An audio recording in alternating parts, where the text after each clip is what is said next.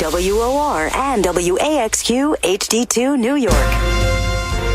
Welcome to the studio. So good to see you, Hidden Nation. You got Josh Cary here. It's your Hidden Entrepreneur. So good to see you and be seen. It's right here on 710 WOR, the voice of New York. And you know what the great thing is? You have this at your fingertips anytime you want. You want this show or shows like this? All you got to do is download that free iHeartRadio app and the world is yours. Bump around, listen in, tune in, and watch and live the best life you can. Today, we have a very interesting scenario for you. You know what I do day in and day out to serve you and the kind of topics. Well, this is taking those kinds of topics with a spin.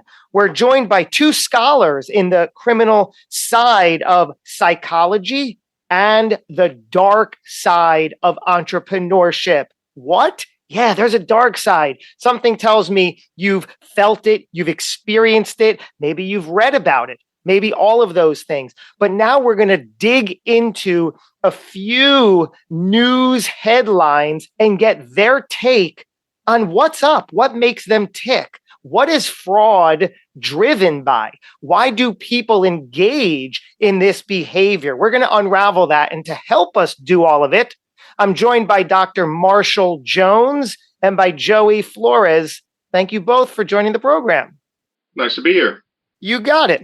So, Marshall, let me start with you. Help paint the picture of why people do what they do in this context.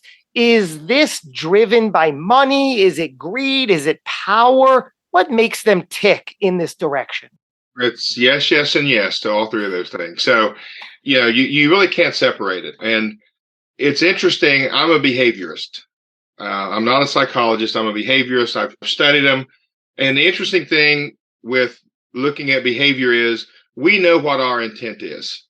But when others watch our behavior, they can only see our behavior. So whether or not our intent is good and things go wrong, or if you are what I like to call a narcissistic jackwagon and your intention is for it to go wrong right from the bat, all we can do is go by what we see. So, it's interesting. I teach forensic psychology to undergrads. I teach psych and leadership to grad students, and I tell them all the same thing.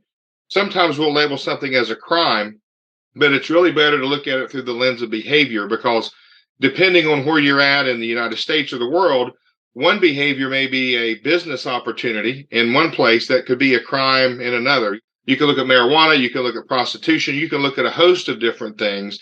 So when you look at it from a behavior and whether or not it's harmful to themselves or others or not is kind of a better gauge than just going with the default on whether it's crime or not. So, looking at entrepreneurship and criminal behavior, the interesting thing is drug dealers throughout history.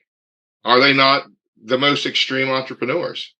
I mean, you go back to the crack epidemic, and I don't want to minimize the harms of those things, but you take a white powdery substance that was very expensive, you mix it up with grandma's foot powder in your kitchen with a skillet, you bust it up into a smokable form. So now instead of it going through mucous membranes, it goes through your lungs. You can get a lot more effect for the bang for the buck, so to speak. And if you're talking about entrepreneurial activities that are criminal and harmful, there are examples throughout history. Marshall, do you think that the majority of these corporate, what'd you call them, narcissistic jackwagons? Yeah. Do you think that, is this a combination or does it lean one way or another? Do these people have a tendency to go into the venture knowing that they'll have the opportunity for a darker approach? Or is it like, well, if somebody is presented with the opportunity, now they're given the choice and they made the wrong choice? Well, and I think it's interesting. So, we can look at Bernie Madoff, for instance. He had more money than Scrooge McDuck. He didn't have to do this. He didn't have to work, but yet the gamesmanship of doing that Ponzi scheme was really was attractive to him. So you also have folks that get in over their head and they got to bring in the money to keep the business going, right? So they may have started out well-intended and ended up on the dark path of entrepreneurship, we'll call that. But then you have folks like with the fraud. with Elizabeth Holmes, for instance. She went in knowing that her technology was crap, right? And it was moving that fraud along, and she had the ability to get people to buy in and believe and invest in this thing that, it's one of those things that grandma and grandpa tell you, if it sounds too good to be true, it usually is. And this is one of those age-old things that was too good to be true. Yeah, Joey, I want to get your take on this. Marshall brought up Elizabeth Holmes. Of course, we're talking about the former CEO of Theranos. It was once valued at $9 billion. She was the darling of Silicon Valley. No longer. She's also a Stanford dropout who pursued this. Now finds herself serving 11-year sentence for wire fraud and conspiracy. Joey, what are your thoughts on the case, and how does it stand out from other cases like this you've seen? Yeah, so the Holmes case is possibly one of the most uncommon in history. It involves a Stanford dropout who excelled as a young student during her high school years. I mean, Holmes was bright. She sold C++ compilers and other software to Chinese schools when she was an adolescent. And I think even her great-great-grandfather was a surgeon, in which I think that inspired Holmes to pursue a profession in the medical field. The most remarkable aspect of this case was Holmes' ability to collaborate closely with very powerful people at the pinnacle of her billion-dollar organization. So these were not just ordinary leaders that she collaborated with. Betty Davos, which was the former Secretary of Education, Jim Mattis, which was a former Secretary of Defense, Henry Kissinger, which was a former national security advisor and top diplomat. They were all investors or contributors to her organization. And there were other contributors as well. Like, for example, the media mogul Rupert Murdoch, the Walton family, there were 2 U.S. senators. There was even a former Wells Fargo CEO. So the allegations made against her in the indictment that was served to her, they were considered unprecedented at the time, especially for a Wall Street exec. Holmes was charged with wire fraud on 9 counts and conspiracy on 2 counts. And similar behavior has been observed in other recent cases. Like, for example, the cryptocurrency fraudster Sam Bankman-Fried, who deceived his way to billionaire status by donating to high-ranking Democrats and lying to investors. Well, these specific cases of investment and wire fraud, like the Holmes case, I think they could be attributed to the perpetrators' use of psychological tactics.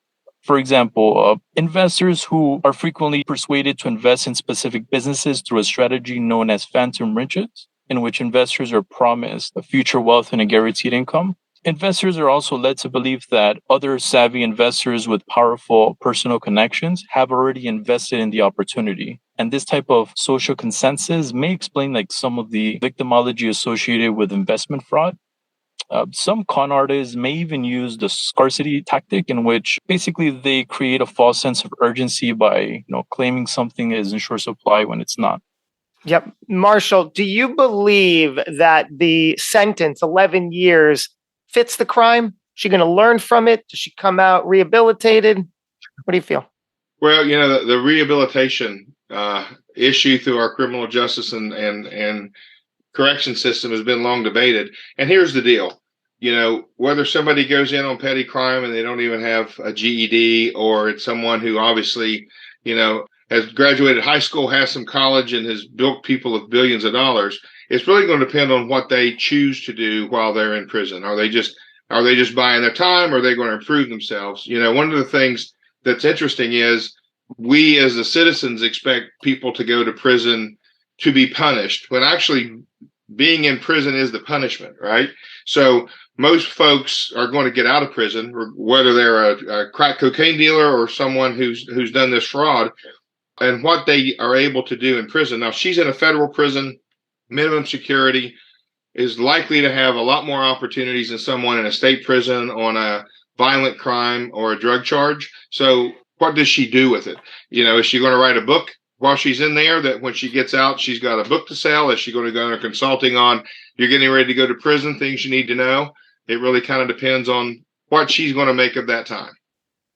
And speaking of most people get out of prison, we know that Manuel Marin, the 69-year-old co-founder of Presidente Supermarkets, he's not getting out of prison, unfortunately, served a life sentence for killing a man in 2011 that was believed to have an affair, the old affair thing with his ex-wife. Joey, how unusual is this case surrounding Manuel Marin?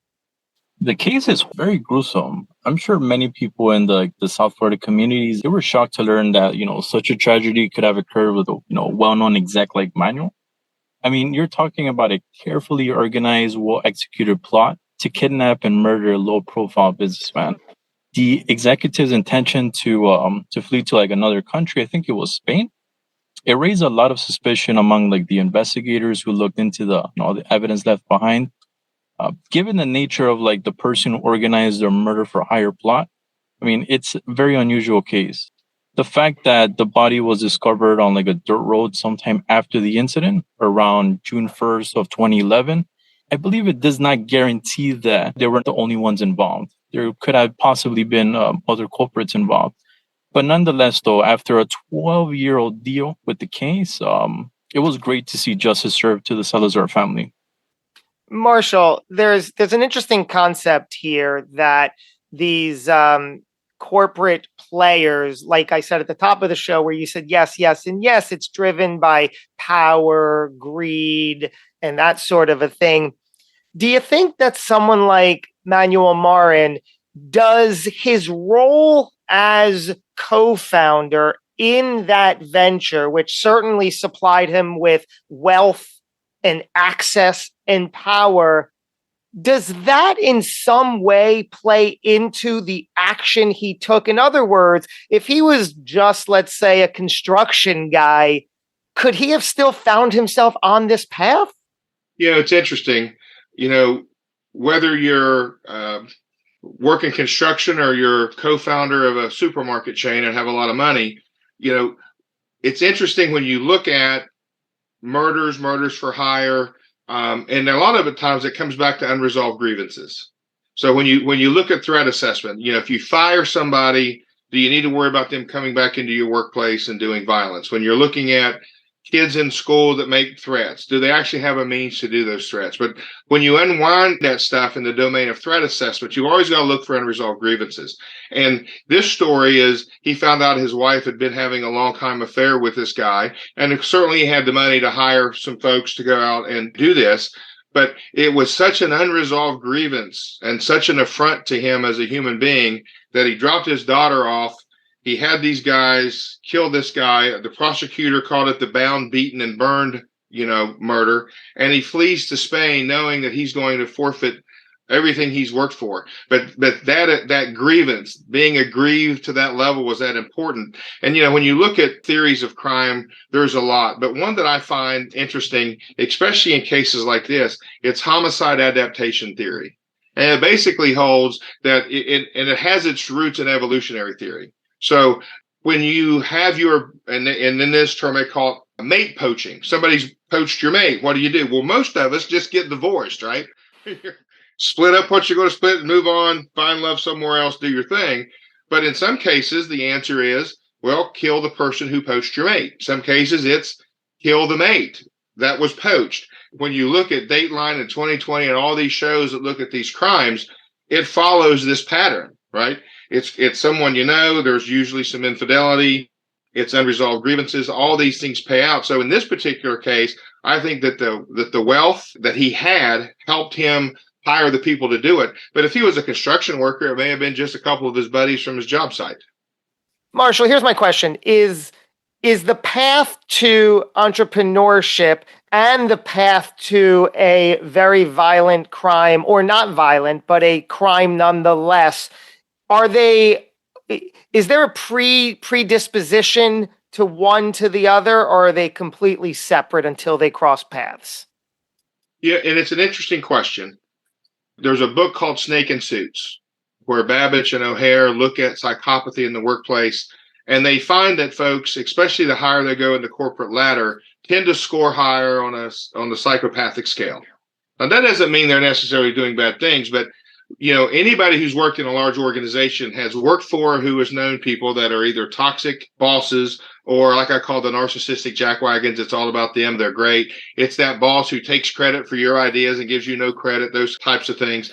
But I think when you're looking at entrepreneurship and crime, there's a common thread of risk taking. I mean, there's huge risk you take when you're being an entrepreneur. Depending on, do you have a retirement? Do you have a steady stream of income? Or are you out here busting your butt every day, just trying to make your business work to feed your family? Well, that same risk-taking behavior is going to play itself out in crime, whether it's a entrepreneurial type of a crime, you're selling drugs, you're selling something, or whether it's going to be murder for hire or enormous types of fraud. So I think it's that common aspect of risk-taking. And the other part of it, where we're talking psychopathy, narcissism, we're talking about psychopathy, just because someone may have a negative affect, right? They may not express a concern for others or even have a concern for others. That doesn't necessarily mean that they're going to, for lack of a better word, do bad things or do harmful things to others. We can look at folks in our military service that in combat have had to do things that basically force them to function in a sociopathic or psychopathic way because you have to isolate those things, right?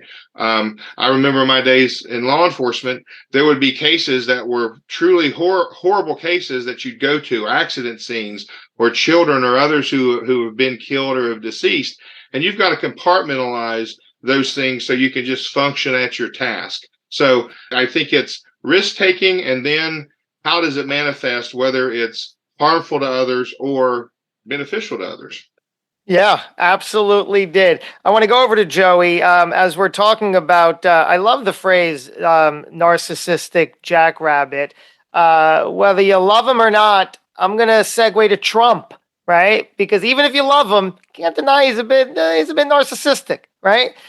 With that, we know that he's become the first former U.S. president to be brought up on these criminal charges like this. Joey, are the defending remarks made by Trump in his series of legal woes, are they appropriate, or do we have something else going on here? Well, first off, I think it was pronounced, is it narcissistic jackwagon, or you said, how is it pronounced? Rabbit. Narcissistic jackrabbit. I said jackrabbit, which is that's the animal part of it. Okay, so it was well known that Trump would be a very divisive politician ever since he walked down the escalator at Trump Tower, New York, and declared his presidential candidacy. So, I mean, there were numerous instances during and after Trump's presidency in which his behavior was called into question. I don't think it's wise to speculate about a former world leader's behavior on camera or in social media feeds, because many people are not like that behind closed doors. I mean, there are numerous investigations into the former president who is running for re-election for a third time. Trump's previous statements about the investigation into him, they increased partisanship, they widened the nation's divide. If elected, he will be the highest ranking official in the executive branch. He will be overseeing a vast network of intel agencies, about like 17 in total. He's going to help to shape the national security, public safety through oversight of the DOJ and the DHS. It's very unusual for a former president and a strong GOP contender to make such defensive remarks like in the wake of his legal troubles. Some of the allegations leveled against Trump are still being investigated or may be under seal, and the full due process is not taking place yet. So I think it would be premature for me to speculate on whether Trump's remarks were appropriate or not. However, they are highly unusual and very serious. The mishandling of highly classified documents is significant, and if true, it could put our country in jeopardy. Yeah. Prior to Trump becoming president, Trump contributed to and met with A-list members of like both political parties. He was surrounded by some of the wealthiest and even the most narcissistic people. The centralized function of some oligarchies, particularly those of Trump's stature, is simply attributed to like a constant desire to use like political actors as proxies for their own policy initiatives. Trump is a person who probably benefits personally and socially from influencing others, particularly through the remarks, whether they have merit or not. The power of social influence in attracting like large crowds of people, it's extremely important right now. I mean, we're right now in an election cycle, and Trump and his Republican counterpart, Ron DeSantis, I mean, they appear to have mastered the art of social influence. Yeah, Marshall, speaking of social influence, what does this say about the psychology of the supporters, whether it's Trump, whether it's Marin, whether it's Elizabeth Holmes, or anybody in that category? We see over and over again that no matter what they do, they will still have a supportive fan base. What does it say about the supporters? Well, it's an easy but a complicated question. So when you're talking about narcissistic jackwagons, they're going to have influence, to have a level of influence to manipulate people, right? So, you can turn on any news channel, whether it leans right, leans left, if it's international, and you're going to see politicians from around the world, whether they're presidents or in Congress or anywhere else, and there's an exception that you don't see narcissistic jackwagons. I mean, I think when you're talking about this level of power, the reality is every election that I can remember ever voting in, I've always thought, is this the best two we can do? And there have been times I've thought, well, this person may be a better presidential candidate. And then you come to the realization, if you weren't a narcissistic jackwagon, what would be your motivation to enter into this ring where your entire life is going to be laid bare for everyone to see and pick apart? And if you have family and you have kids, I don't know anybody that doesn't have things in their past that they just soon leave in their past. So in some cases, I think when you look at supporters, whether it's those diehard supporters, you can look at Trump or you can look at the diehard supporters of Biden, we can look at that anywhere, is that they have got followers who they identify with, whether it be their policy, the influence, whether it be like with Trump. Trump makes a case that justice is not equally distributed between blue and red, Democrats and Republicans. And when you look at it, you could see how some could make that case. Others would make the case, even if that's true, why do you allow narcissism to continue to feed that argument? But sometimes the more he fights, the more some of his followers follow. Whether it's a criminal, whether it's a politician, there are going to be some that they've just formed. And when we look at leadership, we look at charismatic leaders, right? We can look back at some of our greatest presidents in history that were charismatic, but there's a two-sided coin to charisma. I mean, we want to follow charismatic leaders that we can get behind. But on the other hand, you can look at charisma, look at Adolf Hitler, a very charismatic leader, and look at the evils that it went there. So charismatic leaders is neutral. It's how they choose to use that charisma. So a good example is, a lot would say that Elizabeth Holmes was charismatic in her own way, and some followed her.